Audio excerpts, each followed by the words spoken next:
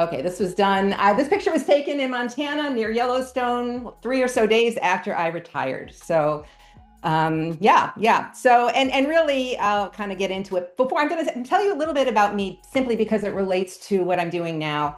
I am kind of a unicorn in market research in the sense that I've been in market research my entire life. My high school job was for survey sampling, which some of you back in the day may remember. I took printouts of randomly selected phone numbers off the dot matrix printer and sent them off to companies like Gallup. That was in 1980. Other market research jobs include CFI Group, customer satisfaction, more PACE, which is now Escalent. I got into qual, became an independent qualitative researcher, worked for Kathy Doyle, Doyle Research, which is now Sago. And then you heard about my diabetes gig, which was the last 10 years. And then personally, from the jump, I've been a writer and world traveler, and that's something I've really leaned into as I have aged, as I will explain.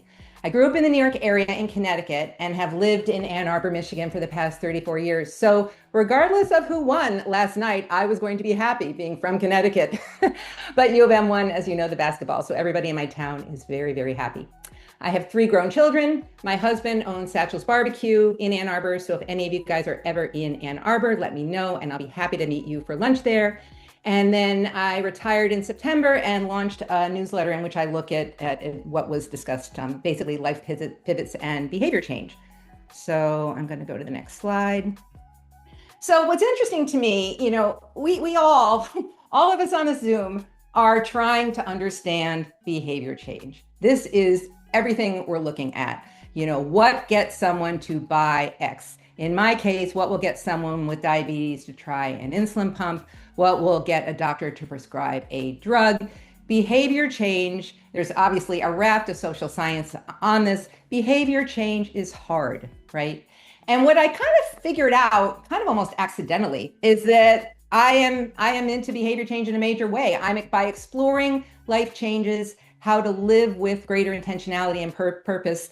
I'm looking at behavior change motivators that I'm undergoing. And it really started with this whole idea of happy nesting, which I'm going to explain. Okay, so here's the idea. Lisa, I think, gets my newsletter, so you know about it. But basically, this we came up with this idea in 2020. Once our youngest kid left the house, I said, we are not happy nesters. Excuse me, we are happy nesters. We're not empty nesters. Empty nesting is sad and kind of lonely. Let's rebrand. We are happy nesters. And we took the nesting concept kind of on the road back to being travelers. Every winter, my husband and I rent in a new and different place for a month. We take turns choosing the location. The other person has veto power. And we've done this for 7 years now. So we just got back from our most recent place a couple weeks ago.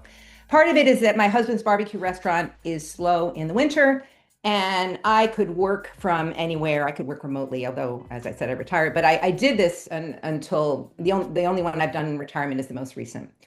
Here is a list of the places where we have been over the past 7 years, and they kind of fall into 3 categories.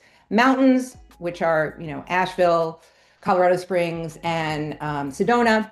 Beach, ocean, which is Florida and Costa Rica, and then cities, interesting cities, which is the last 2, Brooklyn and Rome. So the thinking behind this, and I'm going to spend a little more time on this slide and the next one, is that as we get older, we start to kind of get a little bit rigid. Our bodies get rigid, our mindset gets rigid, our outlook gets rigid, and we get less physically and emotionally flexible. Living in a totally new place for an entire month forces discovery, adaptation, and yes, behavior change, which I've seen in a variety of contexts. So here's just some categories in which this has gone on. We have to exercise in a new place. We bring our dogs. We have to go to a new grocery store. Sometimes that grocery store has different ingredients, so we discover new ingredients. The work environment is different. And the most important, the biggest difference is that the living environment is completely different. So that's kind of the premise of the whole thing. And again, when we came up with this idea, I wasn't like, oh, I'm going to be a subject and look at behavior change. It just kind of happened. it was one of those sort of unanticipated consequences. So in terms of the happy nesting related behavior changes, some of them have been small.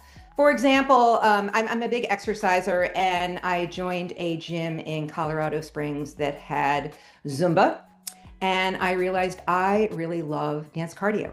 So when I got back to Ann Arbor, I looked up all the dance cardio options in my town and discovered that there was jazzercise, which I can walk to. And now I'm this really, really avid jazzerciser. I never would have discovered that in my regular routine.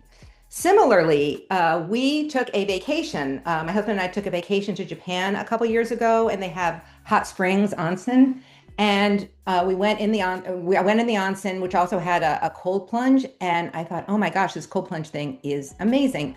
I am not the kind of person who, generally speaking, would embrace cold plunges. I thought it sounded kind of crazy, but I was on vacation and I tried something new. I was kind of in a what the heck kind of mode. And so I make the point about the vacation because a lot of people don't have the freedom and flexibility to live someplace for an entire month. Behavior changes can come from something you discover on vacation or in a smaller kind of setting. And then there've really been huge changes. So one of the biggest things, as I mentioned, is that our living environments were very different. We had a fairly big house in Ann Arbor, and we're loving living in very, very small places because it was so much easier to maintain, and we spent so much less time dealing with a house.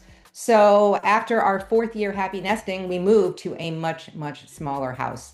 So that's something that maybe we would have downsized if we hadn't been living in smaller places for the past 4 years for a month.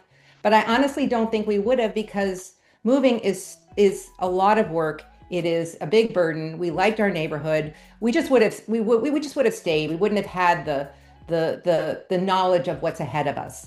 And then similarly, the 6 or so years I spent happy nesting in all these other places made me see just lots of different ways of living life, which was one of the big motivators to retire. I don't think I would have retired at age 60, which is how old I am, if I hadn't had these 6 different years kind of living a different way and a different lifestyle. So that's kind of just the main kind of premise of the whole thing. So yeah, it just gave me the courage to get over myself and all my ego that was tied up with work, and to kind of get into cold plunge, to really take the plunge. So that's kind of like, there have been a whole host of other changes that we have made as a result of these months away, but those are kind of ones I thought would be kind of good examples. This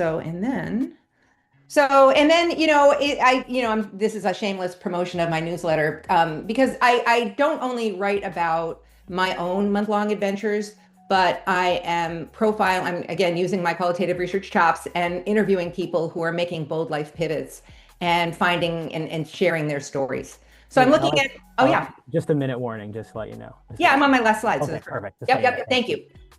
So I'm if you're interested in signing up, it's free and it's fun. You can follow me along my journey. I actually just did focus groups with my subscribers because I'm rebranding my newsletter. So that was super fun to take my qualitative research chops to this little retirement hobby. And so in a couple weeks, I'll announce my new newsletter name.